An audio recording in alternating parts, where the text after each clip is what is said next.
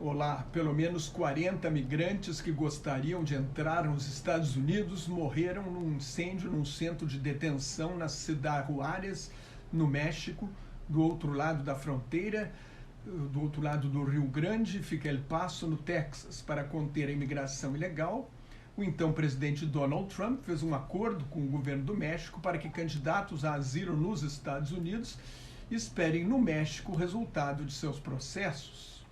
O governo Joe Biden não mudou a política migratória de Trump. Quem entrar ilegalmente nos Estados Unidos e chegar no país sem visto é imediatamente deportado. Esta política foi adotada durante a pandemia, sob o pretexto de que havia uma emergência de saúde pública, e foi mantida. Desde então, o imigrante pode pedir asilo político como refugiado, mas tem de esperar no México, e a fila tem centenas de milhares de pessoas. Do lado norte-americano da fronteira, o movimento é muito menor neste ano. No ano passado, foram detidas 2.400.000 pessoas tentando entrar ilegalmente nos Estados Unidos. Neste ano, a média caiu para 128.000 por mês.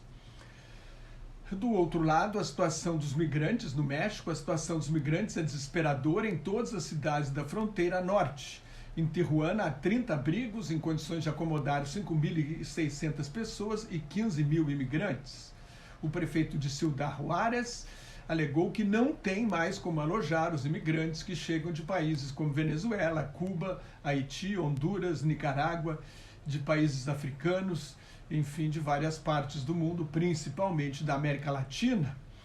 Esta gente muitas vezes cai na mão de coiotes, os criminosos que tentam facilitar a travessia da fronteira, dos cartéis do tráfico de drogas, das gangues.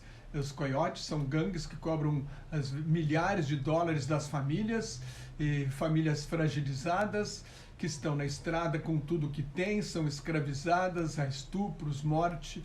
É uma tragédia humanitária.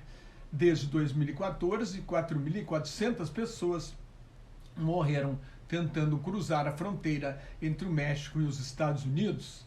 Biden poderia ceder, mas sofre uma pressão permanente do Partido Republicano, de oposição, especialmente da ala trumpista, que acusa o Partido Democrata de adotar uma política de fronteiras abertas, como se fosse fácil para estrangeiros pobres entrar nos Estados Unidos. O presidente de Israel, Isaac Herzog, apelou aos partidos políticos para que comecem negociações imediatamente para chegar a um acordo sobre a reforma judiciária proposta pelo governo mais extremista da história do país, dominado pelo ultranacionalismo religioso. A proposta dá à Knesset, o parlamento israelense, o direito de derrubar decisões da Suprema Corte por maioria simples e o controle da comissão que indica juízes, inclusive os ministros da Suprema Corte. Primeiro-ministro Benjamin Netanyahu, determinado a realizar a reforma para não ser condenado e preso por corrupção, afirmou que Israel não toma decisões com base em pressões externas, mesmo do melhor amigo, no caso os Estados Unidos, mas sim pela vontade popular. Esta é mais uma indicação de que Netanyahu não desistiu e não pretende recuar, fez uma pausa para ganhar tempo. A referência ao melhor amigo é porque o presidente Joe Biden afirmou que Israel não pode continuar neste caminho. O argumento central de Bibi Netanyahu, como é conhecido popularmente, é que tem votos e legitimidade democrática para reformar o poder judiciário. Com 3 processos por corrupção em andamento, não tem a menor autoridade moral. Nas ruas de Tel Aviv, um manifestante idoso, entrevistado pela televisão, disse que não quer ser governado por um ditador criminoso. O primeiro-ministro e a extrema-direita acusam a Suprema Corte de legislar, usurpando os poderes do Legislativo e do Executivo, ao derrubar decisões do parlamento. O Israel não tem uma Constituição escrita, tem leis básicas, então a Suprema Corte tem uma ampla capacidade de mudar as decisões da justiça e rejeitar as leis. O governo Netanyahu quer atropelar tudo isso e concentrar todos os poderes. É a ofensiva extremista contra contra a independência do poder judiciário, sob a alegação de que é um poder não eleito, como acontece em regimes autoritários de direita, como na Hungria e na Polônia, e de esquerda, como na Venezuela e na Argentina, e também, de certa forma, no México, onde o presidente Andrés Manuel López Obrador ataca seguidamente as decisões da Suprema Corte. Recentemente, a Suprema Corte do México anulou parcialmente ou suspendeu parcialmente uma reforma eleitoral do governo López Obrador para tentar mudar o Instituto Nacional Eleitoral, que o presidente mexicano suspeita trabalhou contra ele quando perdeu a eleição de 2006 para Felipe Calderón por menos de 1% dos votos. Então, no Brasil também, o presidente Jair Bolsonaro passou anos atacando o Supremo Tribunal Federal e o Tribunal Superior Eleitoral. Nos Estados Unidos, o ex-vice-presidente Mike Pence foi intimado a depor como testemunha perante o júri que investiga o ataque ao Capitólio em 6 de janeiro. Capitólio é a sede do Congresso dos Estados Unidos, 6 de janeiro de 2021.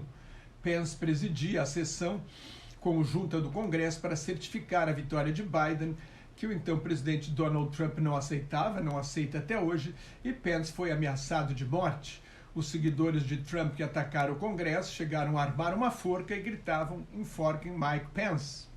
O juiz do caso quer saber principalmente o que Trump e Pence conversaram antes da insurreição em Washington, se o presidente pressionou o vice a não certificar a vitória de Biden.